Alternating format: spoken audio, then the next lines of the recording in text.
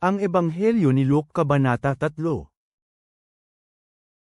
Ngayon, sa ika-15 taon na paghahari ni Tiberio Cesar, habang si Poncio Pilato ay gobernador sa Judea, at si Herodes ang tetrarka sa Galilea, at ang kanyang kapatid na si Felipe ang tetrarka sa rehiyon ng Iturea at Trachonite, at si Lisanias ang tetrarka sa Abilinia, at sa panahon na sina Annas at Caiaphas ang pinakapunong pari, dumating ang salita ng Diyos ay kay Juan na anak ni Zacarias, sa ilang.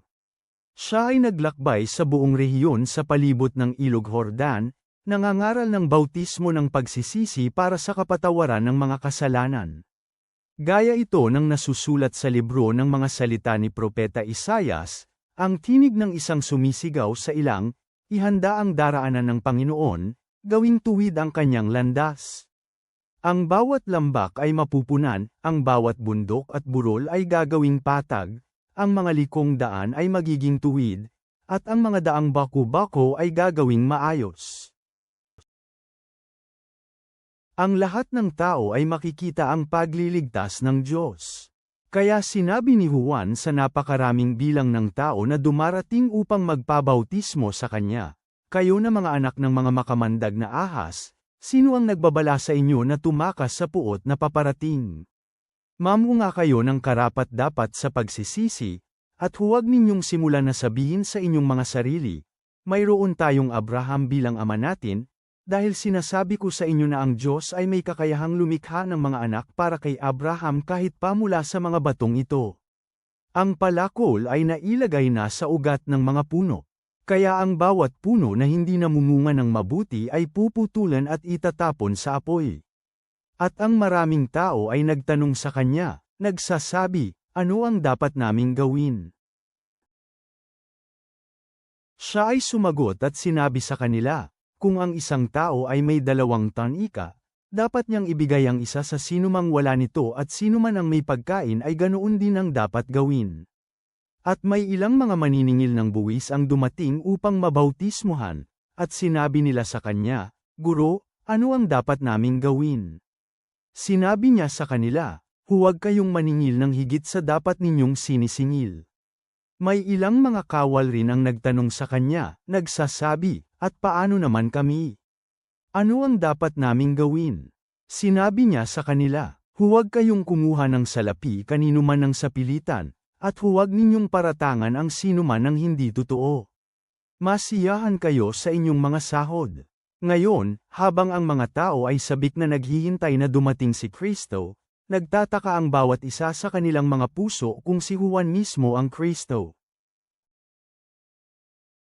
Sinagot sila ni Juan na nagsabi sa kanilang lahat, "Para sa akin, binabautismuhan ko kayo ng tubig, ngunit may isang paparating na mas higit na makapangyarihan kaysa sa akin, at hindi ako karapat-dapat na magkalag man lang ng tali ng kanyang mga pnyapaks.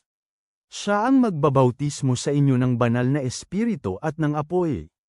Ang kanyang kalaykay ay hawak niya sa kanyang kamay upang linisin ng mabuti ang kanyang giikan at upang tipunin ang trigo sa kanyang kamalig. Ngunit susunugin niya ang dayami sa apoy na hindi mamamatay kailanman." Sa pamamagitan ng iba pang madaming panghihikayat, ipinang-aral niya ang magandang balita sa mga tao. Sinaway din ni Juan si Herodes na tetrarka, dahil pinakasalan niya ang asawa ng kanyang kapatid na lalaki, na si Herodias, at sa lahat ng iba pang kasamaan na ginawa ni Herodes. Ngunit gumawa pa ng napakasamang bagay si Herodes. Ipinakulong niya sa bilangguan si Juan. At nangyari ngang habang ang lahat ng tao ay binabautismuhan, si Jesus ay nabautismuhan din. Habang siya ay nananalangin, ang kalangitan ay bumukas. Ang banal na espiritu ay bumaba sa kanya na may anyo na gaya ng kalapati, habang may isang tinig ang nanggaling sa langit, "Ikaw ang aking minamahal na anak. Lubos akong nalulugod sa iyo." Ngayon si Jesus mismo, nang siya ay nagsimulang magturo, ay nasa edad na 30 taon. Siya ang anak na lalaki, ayon sa pagpapalagay ng mga tao, ni Jose na anak ni Eli na anak ni Matat na anak ni Levi na anak ni Melqui na anak ni Janai na anak ni Jose na anak ni Matatias na anak ni Amos na anak ni Nahum na anak ni Esli na anak ni Nagai. na anak ni Mat, na anak ni Matatias, na anak ni Semei, na anak ni Josek, na anak ni Joda, na anak ni Jonan, na anak ni Risa, na anak ni Zerubbabel, na anak ni Salatil, na anak ni Neri, na anak ni Melqui, na anak ni Adi, na anak ni Kosem, na anak ni Elmadam, na anak ni na anak ni Josue, na anak ni Eliezer, na anak ni Joram, na anak ni Matat, na anak ni Levi, na anak ni Simeon, na anak ni Juda, na anak ni Jose, na anak ni Jonam, na anak ni Eliakim,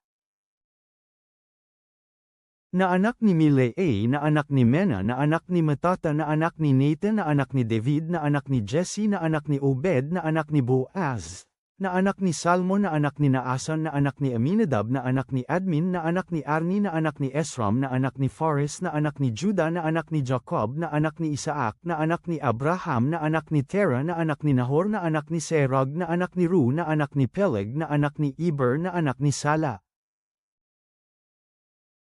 na anak ni Kainan, na anak ni Arphaxad, na anak ni Shem, na anak ni Noe, na anak ni Lamech, na anak ni Metusalem, na anak ni Inik, na anak ni Jared, na anak ni Mahalalil, na anak ni Kenan, na anak ni Enos, na anak ni Set, na anak ni Adan, na anak ng Diyos. Panginoon, sa pamamagitan ng panawagan ni Juan sa pagsisisi at pamumuhay ng mabungang buhay, himukin mo kami sa makabuluhang pagbabahagi sa gitna ng mga ekonomiyang puno ng hindi pagkakapantay-pantay ngayon. Ihanda mo ang mga landas para sa iyong pagdating sa kabila ng mga kaguluhan sa lipunan. Bautismuhan mo kami ng apoy para sa masigasig na paglilingkod. Hukuman mo kami ng may katarungan, na pinaghihiwalay ang mabuti sa masama.